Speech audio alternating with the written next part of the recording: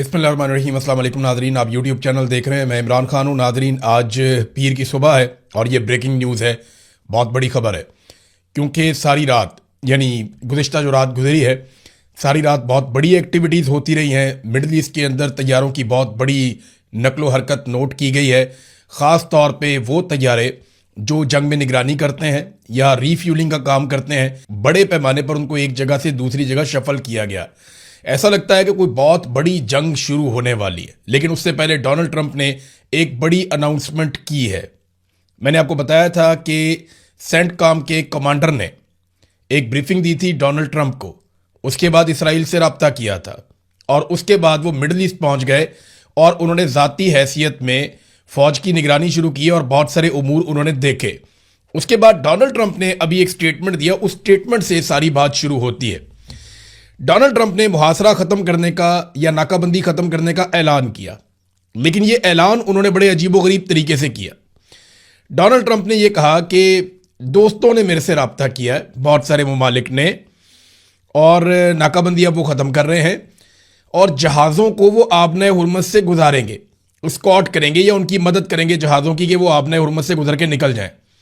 और ईरान के लिए वार्निंग भी है कि ईरान अब किसी भी शरारत से बाज रहे, यानी आबने हुर्मस को ज़बरदस्ती खुलवाने का अमेरिका ने मंसूबा बना लिया।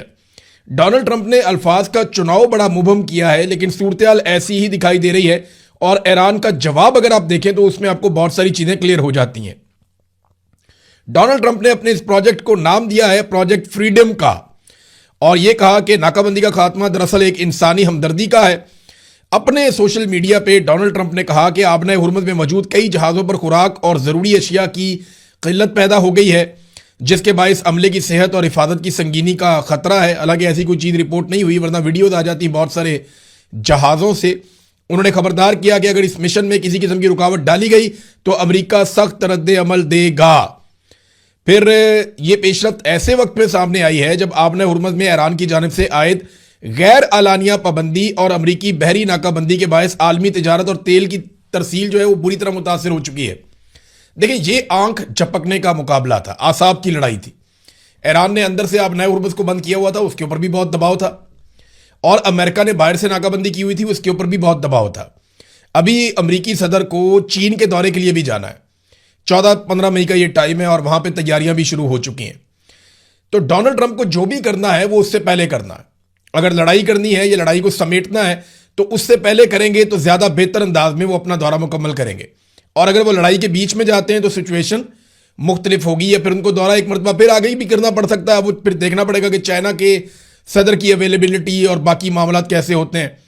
बहरहाल इस वक्त सूरत हाल ये है कि डोनाल्ड ट्रंप ने ईरान को वार्निंग दी और उन्होंने कहा कि मैं मुख्तलिफ ममालिक के जहाज़ों को यहां से निकालूंगा।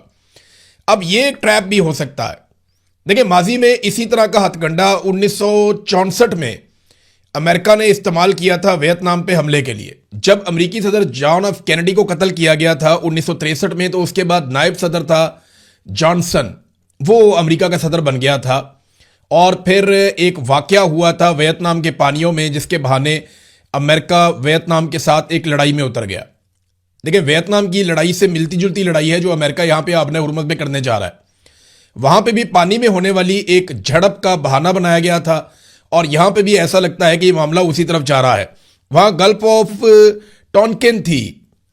गल्फ ऑफ टॉनकिन अगर आप लिखेंगे ना इंटरनेट पे तो आपको मिल जाएगा इसकी सारी तफसीलात। और यहां पे एक मुआहदा भी हुआ था और अमेरिकन जहाज के ऊपर यह दावा किया गया था कुछ छोटे जहाज़ों ने अटैक किया है और उसके बाद उन जहाज़ों को डबो दिया गया था फ़िज़ाई मदद मंगवाने के बाद।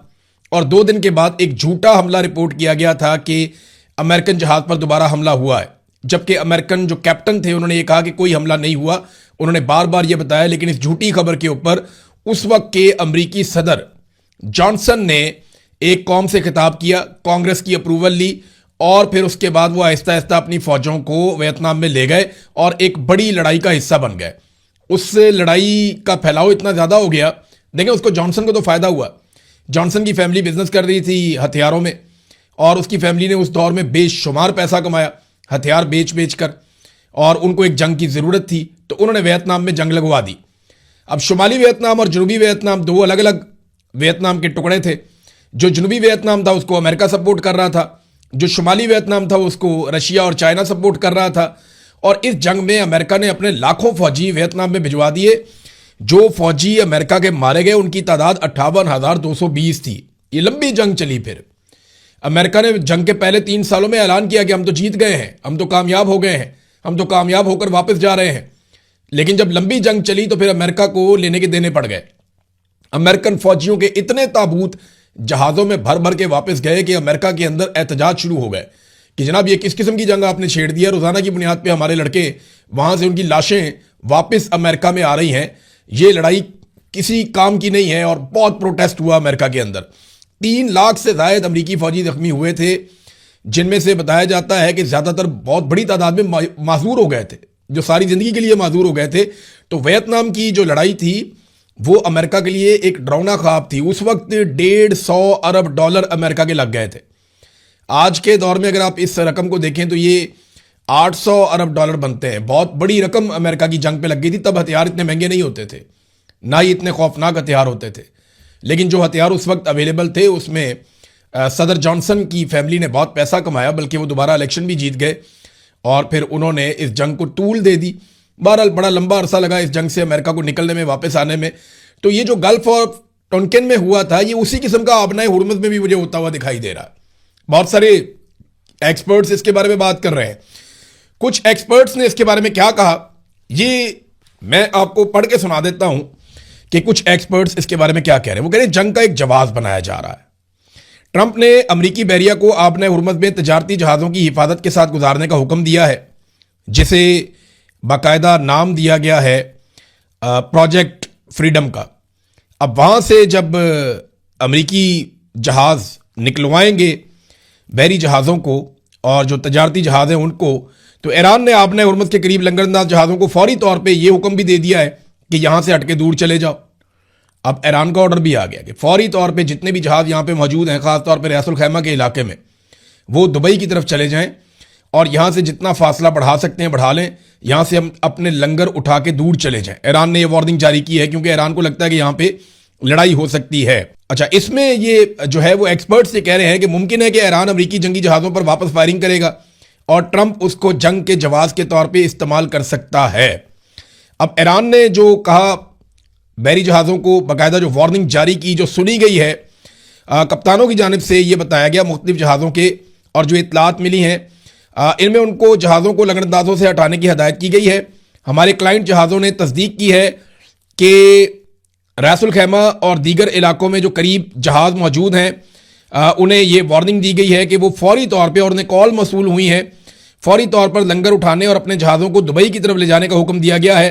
ساتھ ہی یہ بھی انتباہ کیا گیا ہے کہ اگر انہوں نے تعمیل نہ کی تو نتائج کی ذمہ داری ان پر ہوگی. یہ اب ایران نے بھی اس کے اوپر سخت پیغام دیا کپتانوں کو کہ یہاں سے نکل جاؤ. اطلاعات یہ ہیں کہ امریکہ نے بہت سارے جہازوں کو قائل کر دیا ہے، بہت ساری کمپنیوں کو قائل کیا ہے کہ آپ ایک ساتھ نکلیں، ایران آپ سب کے اوپر اٹیک نہیں کر سکتا، ہم آپ کی فوجی مدد کریں گے، اور اس کے لیے بہت سارے ہتھیار ریجن میں پہلے سے موجود ہیں. تو کیا امریکہ اب ایک بڑی جنگ کی طرف جانے لگا ہے ایران کے ساتھ؟ آج کا دن بہت امپورٹنٹ ہے. آپ یہ ویلاگ 9-10 بجے کے قریب سن رہے ہیں تو یہ ڈیولپمنٹ کا ٹائم ہے. ہم دوسرے ویلاگ میں آپ کو بتا پائیں گے کہ ایکچولی یہاں پہ ہو کیا رہا ہے اور ہونے کیا جا رہا ہے. ایران نے اس پہ جو سٹیٹمنٹ جاری کیا ذرا وہ آپ دیکھ لیں.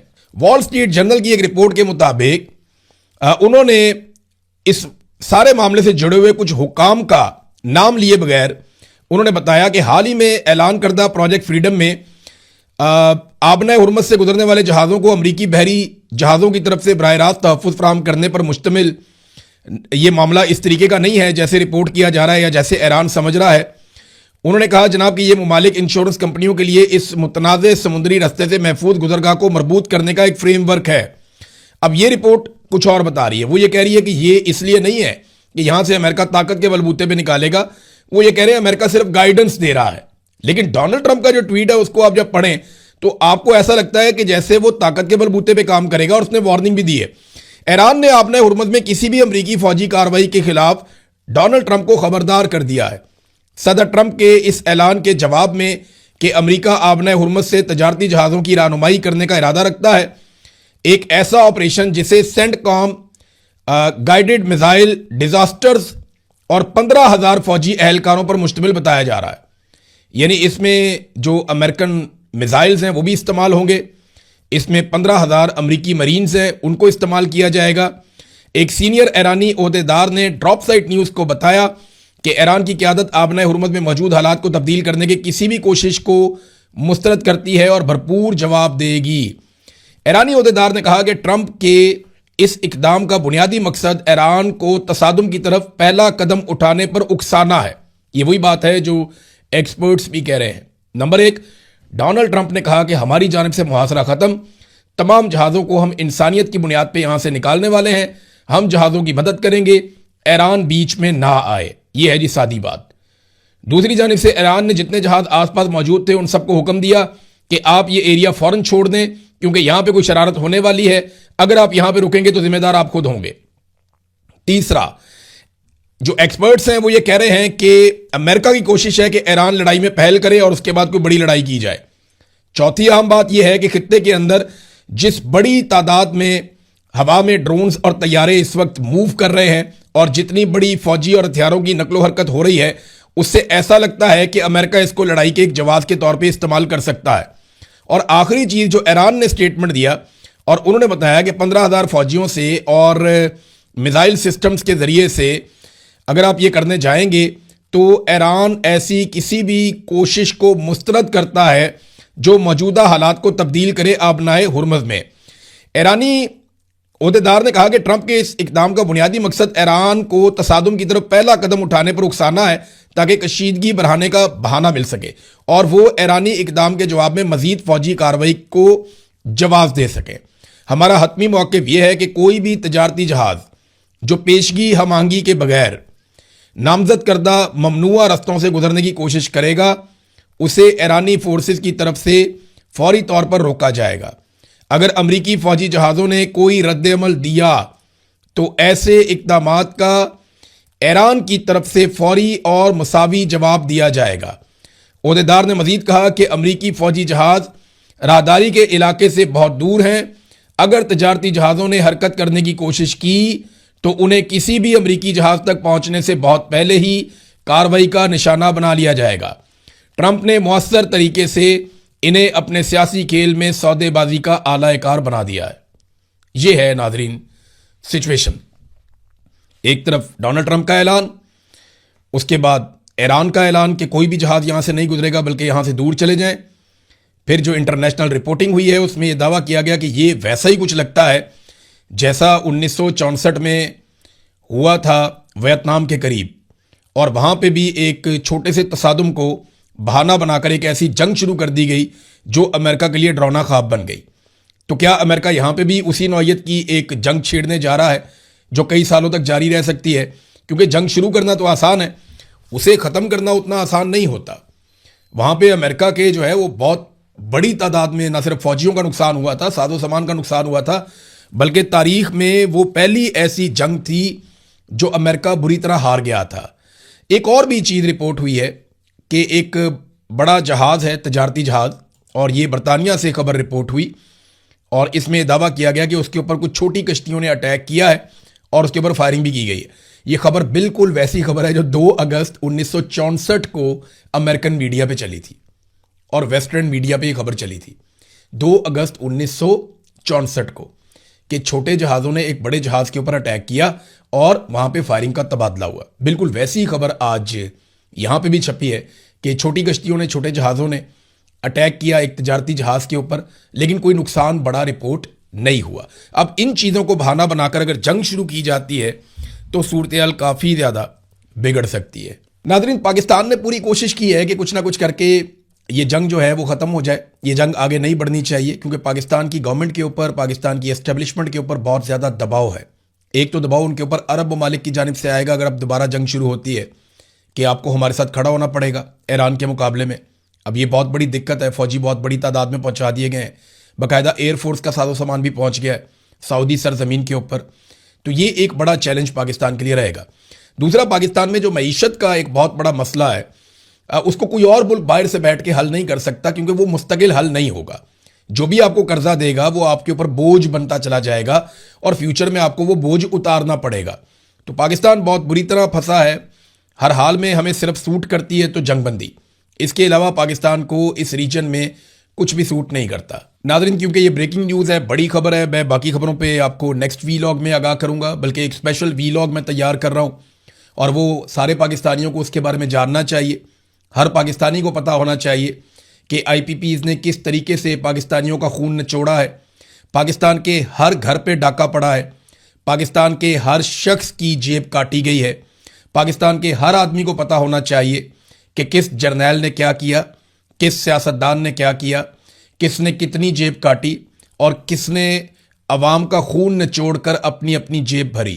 یہ آئی پی پیز کا پورا جو گورکھ دھندا ہے یہ کس طرح شروع ہوا اور کس طرح اپنے انجام کو پہنچے گا, یہ تمام چیزوں کے اوپر میں ایک بڑا تفصیلی وی لاگ بنا رہا ہوں. اس کے علاوہ 9 مئی کے حوالے سے, کیونکہ وہ دن آ رہا ہے, اس پہ بھی ہمیں بات کرنی ہے, تو ڈیفرنٹ ڈاکومنٹریز کے اوپر میں کام کر رہا ہوں. ساتھ ساتھ انشاءاللہ وہ تفصیلات آپ کو میں بتاؤں گا اپنے آنے والے وی لاگز میں. اب تک کے لیے اتنا ہی, اپنا خیال رکھیے گا, اپنے اس چینل کا بھی. اللہ حافظ.